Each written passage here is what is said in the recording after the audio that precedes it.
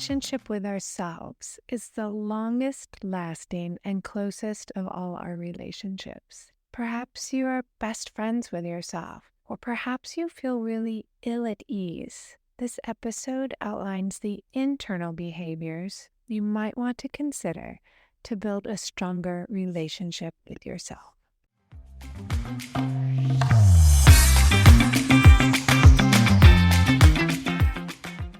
Welcome to The Modern Creative Woman, exploring the art and science of creativity.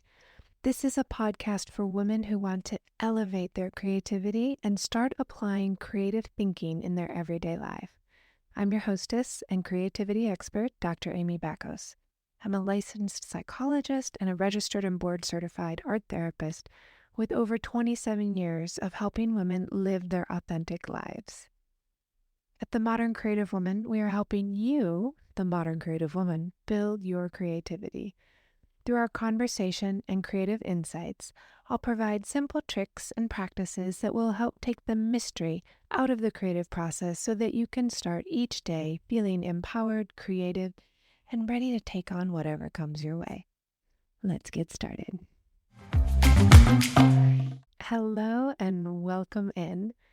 This is a two-part episode of behavior and understanding the difference between inner and outer behavior. So if you have yet to listen to episode 35, go back and listen to that one first. How would you describe your relationship with yourself?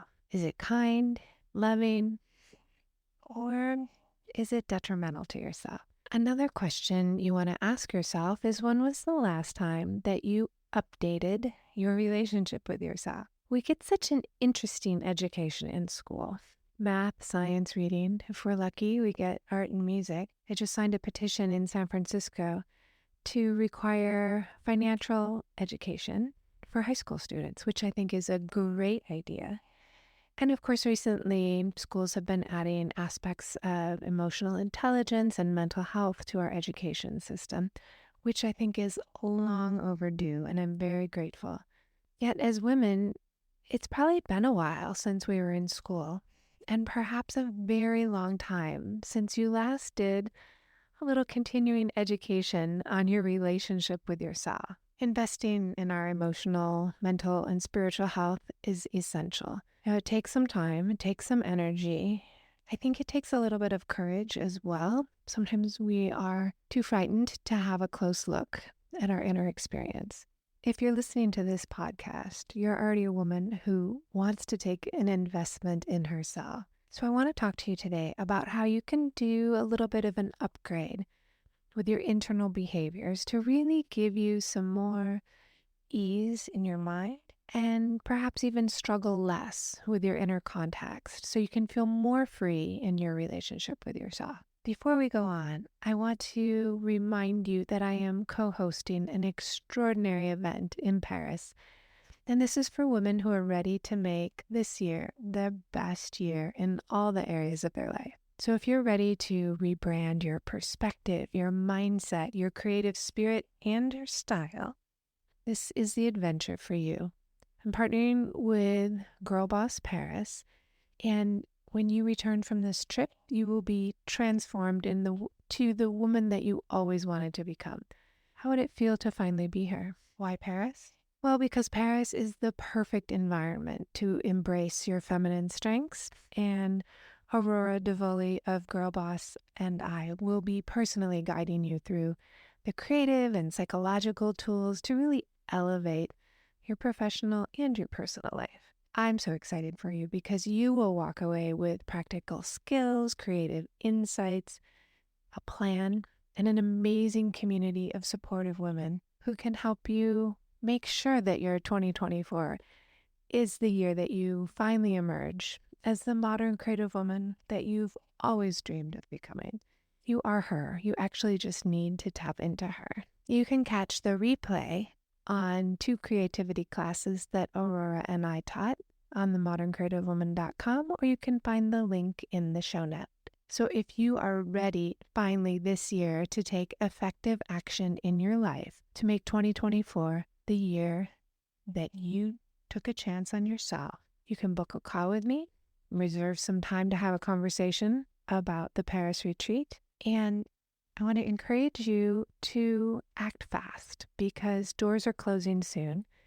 And to reserve your spot, you need to sign up before February 8th to guarantee your spot. I will see you in Paris.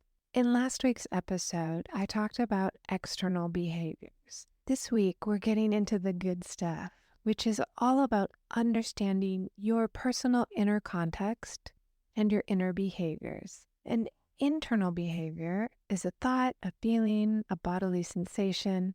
A memory is an internal behavior. Memories are just a category of thoughts. So let me review the definition of external behaviors. An external behavior is something that is observable by two people. It does not mean that someone has to observe your behavior. It means that it could be observed by two people. For example, if you are sitting on your sofa knitting and you're all by yourself and there's no one there, it's still a behavior that could be observed by another person. If you're going for a walk, or the outfit you've chosen, or how you set the table, anything on the outside is a behavior that is considered external. It could also be the expression on your face, a scowl or a smile. It could be the tone of your voice. An internal behavior, on the other hand, is part of the context that we consider when we choose our external behaviors. So let's talk about internal behaviors. Thinking about internal behaviors is like making an outline for our inner context, and learning to relate gently to these parts of ourselves vastly improves our relationship with ourselves. Internal behaviors are defined as private inner experiences. As I mentioned before, they are composed of thoughts, feelings, bodily sensations. For example, your self-talk, thoughts that you repeat in your mind, your full range of your emotions, your memories, your personal memories, your memories of family, of context, of politics, of society, of how others treated you. All of that is like an internal behavior when you call it up to memory. Also, your somatic awareness. Essentially, what parts of your body are you aware of in any given moment? Part of your context might be that you're sitting up straight. It might be that you have a stomach ache. You might have a bodily awareness of tingling in the back of your neck or a gut feeling about something. I want to talk briefly about memories. That as a type of thought, they are a way of thinking that pulls us out of the present moment. And rather than thinking in the present moment, sometimes we can be pulled to kind of be wrapped up into these memories from the past. We can also learn to anchor in the present moment, to reflect on past memories, but not get pulled or swayed away from the present moment. Another way to think about your internal behavior is it's full of old habits. Now, the learned behavior on the inside has come from family, friends, society, culture, generational transmission. The kind of thoughts that are unconscious are the ones that we tend to believe as true, even though we might not have any evidence for it, even though that thought has no longer served us. For example, as adolescents, we strive pretty hard to try and fit in. We try and fit in with our family, and then we try and fit in with our friends. We start evaluating ourselves based on how others perceive us. That can be a lingering old habit where we go on into adulthood thinking about, do we fit in? How are others judging us? We can spend a lot of time in our minds wondering what other people are thinking of us, even though it's impossible to know and it's actually none of our business what people think of us. What's happening is we're thinking about us and we're perhaps saying judgmental things and assigning it to someone else. We might think, oh, she's going to judge my report. It's going to be terrible. She's going to hate it. But really, it's us wondering if our report is ready to hand in, sufficient. We're judging it, we're hating it, and assigning it to someone else. The approach that I use is acceptance and commitment therapy. And it's really an incredible part a vibrant part of the third wave of behaviorism in psychology. And one unique feature about this approach is that feelings, thoughts, bodily sensations are considered behavior. They're part of the context. However, thinking is a biological function, and it's our choice how we decide to interact with the thoughts moving through our head. Judging ourselves in our mind is a behavior. A negative thought like, you're not good enough, might be met internally with more hostility, anger, and control behaviors. Or it can be accepted for just what it is. Another thought, not the truth. Thoughts are neurons firing across a synapse to another neuron. They're not facts. They're a biological process.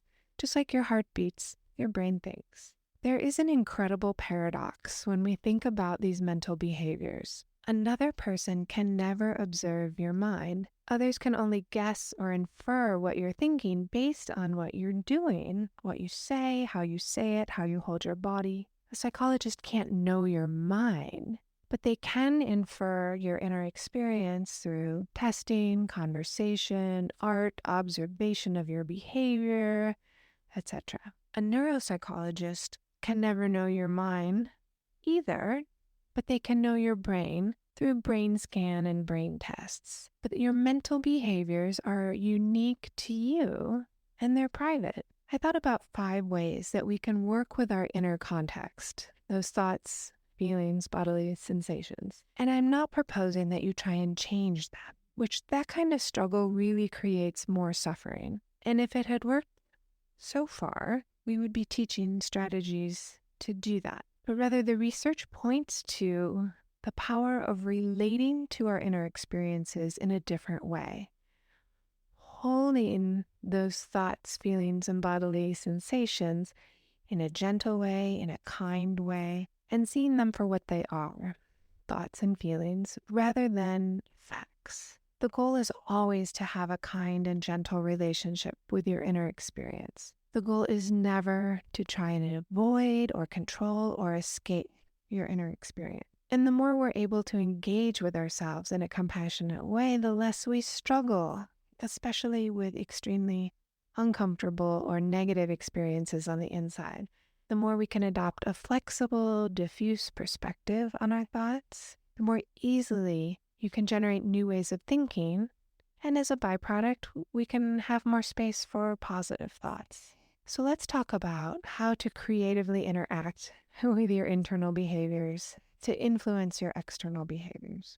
Now, managing our inner experiences involves reflecting on our emotions and our thoughts and our overall well-being. But these are strategies that can apply across the board as a way that you can relate to your thoughts and feelings. Remember, our thoughts and feelings and bodily sensations started a long time ago. What we're carrying around on the inside is largely a reflection of the people who raised us and the community that we lived in. It also comes from what society thinks of us or expects of us. So no doubt we've all internalized some of society's negative stereotypes about who we are. We can be carrying around internalized sexism, racism, homophobia, ageism.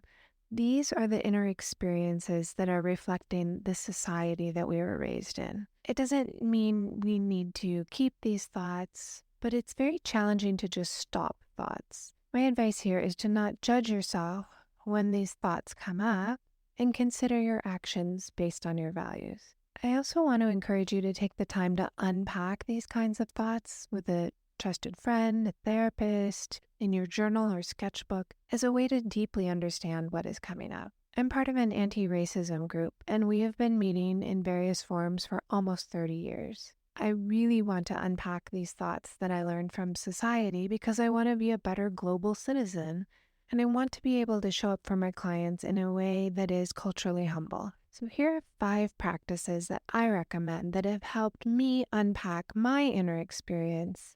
They're also evidence-based in psychology and art. First, mindfulness and meditation. Practicing mindfulness and meditation techniques can help you stay in the present moment And that allows you to observe your thoughts without judgment. And furthermore, it cultivates a sense of inner calm. Who doesn't want that?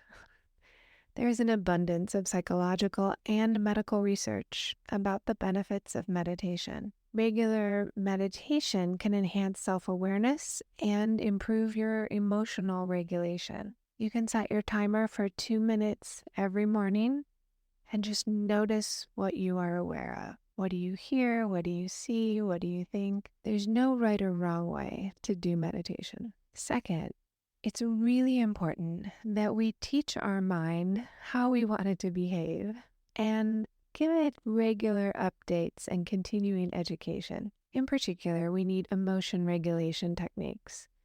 And you can learn and practice these kinds of regulation techniques: deep breathing, free drawing, blind contour line drawings, progressive muscle relaxation, guided imagery. All of these methods can help you manage stress and anxiety because it calms your nervous system. And remember, when your emotions become so intense that you tip past the point of being able to reflect or think clearly, you want to shift into these kinds of strategies to soothe yourself. You can also think about doing something physical: a walk, a hug, exercise. Third, teach yourself and become a master of cognitive diffusion. So rather than challenging and trying to reframe negative thought patterns, you can simply make contact with the present moment and see thoughts for what they are: just thoughts.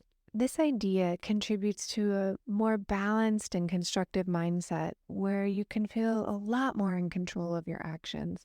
It allows you to choose external actions based on our values rather than on a passing thought or feeling. Have you ever been in a grumpy mood and you snapped at someone? Snapping at someone, speaking rudely, saying something unkind, is an external choice based on an unwanted feeling. When you're out of that grumpy mood, you might feel bad for snapping at someone you love because it feels bad.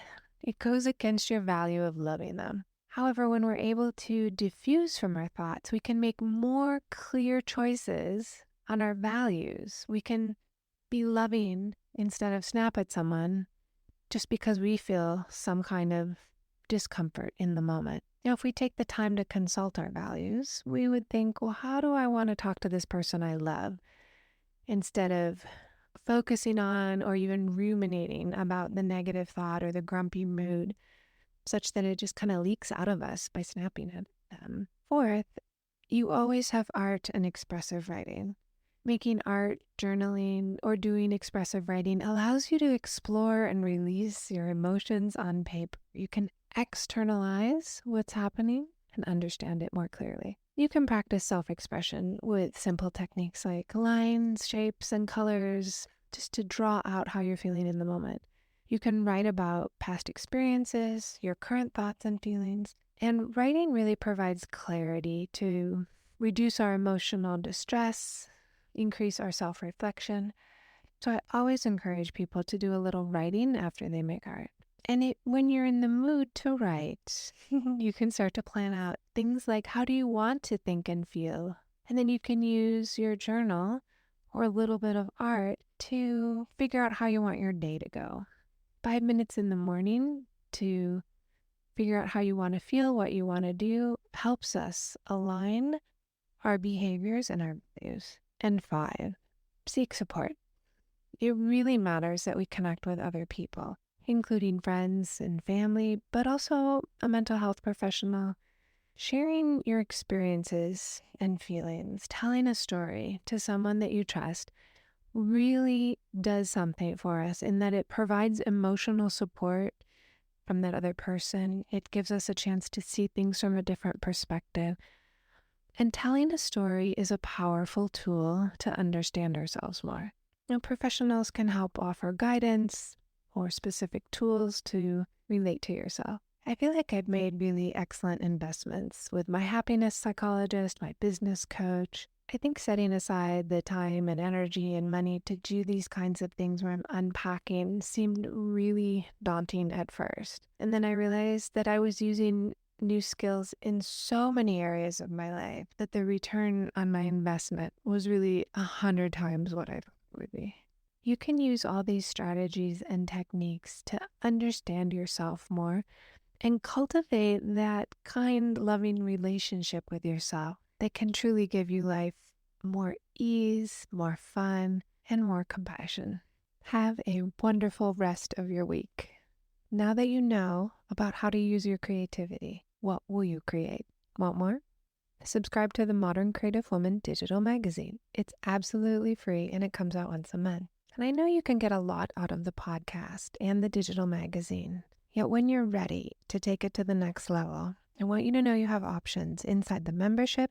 And if you're interested in a private consultation, please feel free to book a call with me. Even if you just have some questions, go ahead and book a call. My contact is in the show notes, and you can always message me on Instagram. Do come find me and the Modern Creative Woman on Instagram, Facebook, and Pinterest at Dr. Amy Bacos. If you like what you're hearing on the Modern Creative Woman podcast, I want to give you the scoop on how you can support the podcast. You can be an ambassador and share the podcast link with 3 of your friends. You can be a community supporter by leaving a 5-star review if you think it's worth the 5 stars.